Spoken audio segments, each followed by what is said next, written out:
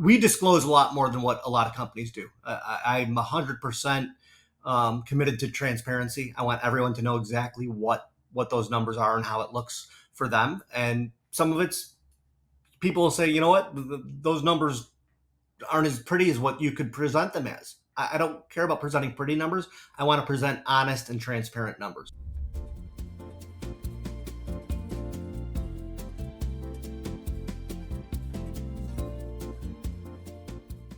So let's talk some numbers. So what tell us about number one, how many franchisees you guys have in territories. Number two, what does startup costs look like? And number three, what do you guys show or disclose in your item 19 in terms of like financial performance? Well, that's a lot of questions. I'm gonna have to remember them all. I'll run them back to you. Sorry. Awesome. Okay, so our new FDD, which we just renewed, we've got 20 franchise owners that were in operation last year. So we've had slow, steady growth. We wanted to put all the systems in place, and there's a lot of franchise systems that have crazy out of control growth, which looks really good for them, but it doesn't necessarily, lead back to good support for their franchisees. And so I'd rather go slow and steady and build the franchise owners that we have and really have them have a good, solid business than have crazy, uncontrolled growth and not have the success that we want to have or that they want to have. So 20 franchise owners. We've got another one that actually just started operating a few weeks ago, finished up his training, and has already signed 3 accounts, so that's good. Another one that just finished training that's going to be starting, should be opening in the next 30 days probably, and then another one coming up from Virginia that's coming for training at the end of June. So we'll have 23. But our item 19, we disclose a lot more than what a lot of companies do. I'm 100% committed to transparency. I want everyone to know exactly what those numbers are and how it looks for them. And some of it's people will say, you know what, those numbers aren't as pretty as what you could present them as. I don't care about presenting pretty numbers. I want to present honest and transparent numbers. And so one of the things that we do is we list all of our franchise owners' billing for every month of the year for all 20 franchise owners.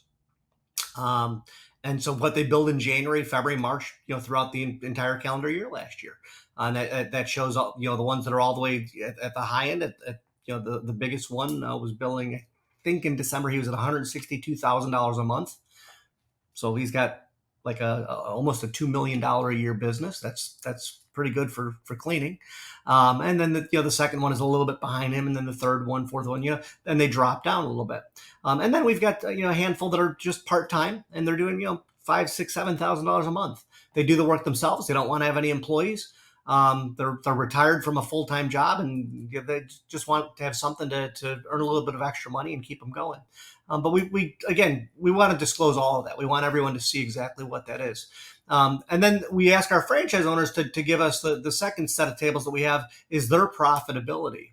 And so they calculate what their cost of goods sold are based on the labor that they spend. Because in the service industry, labor is really your cost of goods sold. That's their single largest expense is the payroll for their employees. So they take what their gross billings are and they deduct out what their payroll are for all their accounts. And, some of them have 3 accounts, some have, 95 accounts. Just depends, how big they've grown their business. But they deduct out all their payroll expenses and come up with what their profitability is, their gross profit. Now, there's still other expenses that come out of that because cost of goods sold is the top thing that comes out to get them to their gross profit. And then you've got the cost of,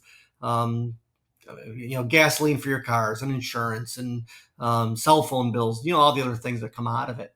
But we present for the new franchise owners, new prospects looking, what that profitability should look like so that they can see at what level of what businesses, that percentage of profit.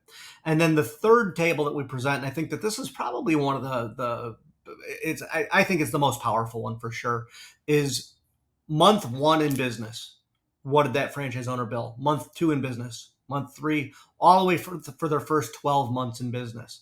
So Some franchise owners in the item 19 show that they didn't have any clients in the first or second month, but that's not uncommon. You're out there, you're marketing, you're trying to sign those deals. But the vast majority of them do. Maybe it's one account that's $500 a month, or maybe it's an account that was 10,000. It just depends what they worked on and what signed. So we lay that out. So it's three different charts in the item 19, but really it gives just a ton of information. Yeah, awesome. And what about startup costs? Around what's the range there? Startup costs, our franchise fee is 29,750, so super reasonable. It's a home based business, so you don't have a lot of expenses beyond that. All in, you're still under $50,000.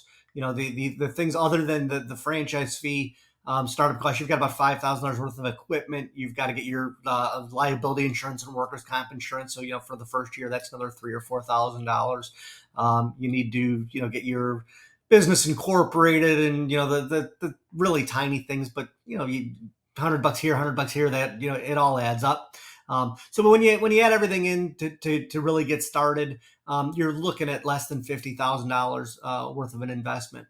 But that doesn't mean that you can get started if you have $50,000, because if you're leaving your full time job and you don't have savings set aside to pay that mortgage and to pay your car payment or your kids' tuition, or whatever else it is that you're on the hook for, you need to make sure you've got cash reserves to live on while you're building up the business, because it doesn't happen overnight. You're going to generate some revenue in month 1, 2, or 3, but is it going to replace your full time income? The answer is probably not. It may take you 6 months to replace that, or a year to replace that. It depends what your full time income is.